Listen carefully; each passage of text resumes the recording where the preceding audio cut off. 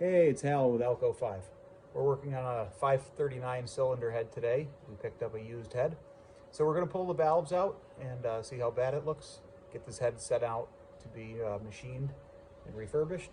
And in the springtime, this will probably go on Alco 5, as we presume there's a few valve leaks on a couple of the cylinders. So we're going to pull the valve springs here. This video is going to be a short video on how to pull the valve springs and remove the valves on an Alco 539 cylinder head. All right, so here's an Alco 539 cylinder head. You have the 4 valves, the 2 intake valves and 2 exhaust valves. And to be able to remove these, you have to use a spring compressor. We fabricated something quick here, but essentially we compress the spring, and then once the spring is compressed, we can remove the keepers that are on top. This is one of the valves right here, and the spring taken out. But right on top are these clamshell keepers. When you compress the spring, you can access these, pop these keepers off, and then the entire spring will come right out of the bottom of the head. All right, so we have the spring compressor mounted on one of the stud holes here. These 4 stud holes are where the studs for the rocker box go. The original Alco tool was designed to go on top of the rocker studs, but we don't have it, so we fabricated a post with a 1-inch bolt, screwed it into the rocker stud. I've pulled 3 of the valves already, and just pulling the 4th valve now. So essentially, just adjust your fulcrum and your pivot point for your taller valves or your shorter valves. Compress the spring, remove the 2 clamshell keepers, and then you'll be able to take the valve out. It takes a little playing with. It helps put a block of wood underneath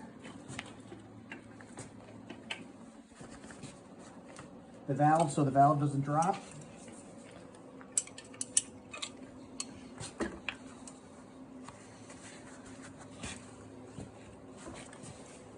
Sometimes a piece of pipe helps a little bit here. You can kind of just sit on it while you pop the keepers out.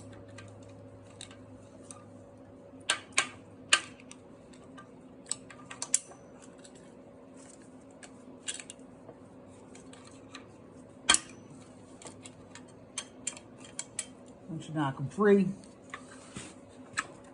sometimes fall off in there a little bit. Get a pair of needle nose pliers. So it takes a little wiggling. If you drop them in too far, it can be a little difficult to get out. Just work it up and down until you get the other half of the keeper out. So once the 2 keepers are removed, you can let the pressure off the spring, lift up, your spring nest will come out.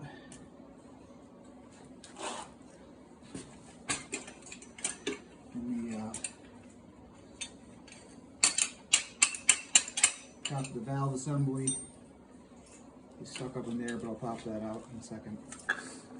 All right, so I just rolled the head on its side.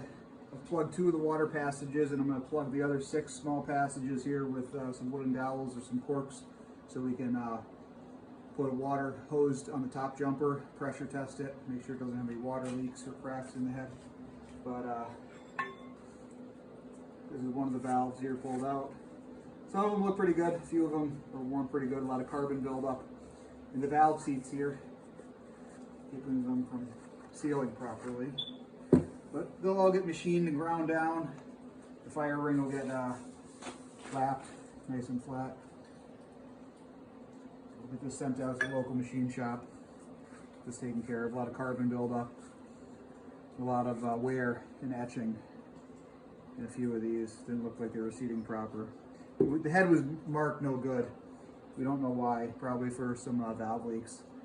But we'll water test it and see if it's not cracked, send it out, and then get this one refurbished.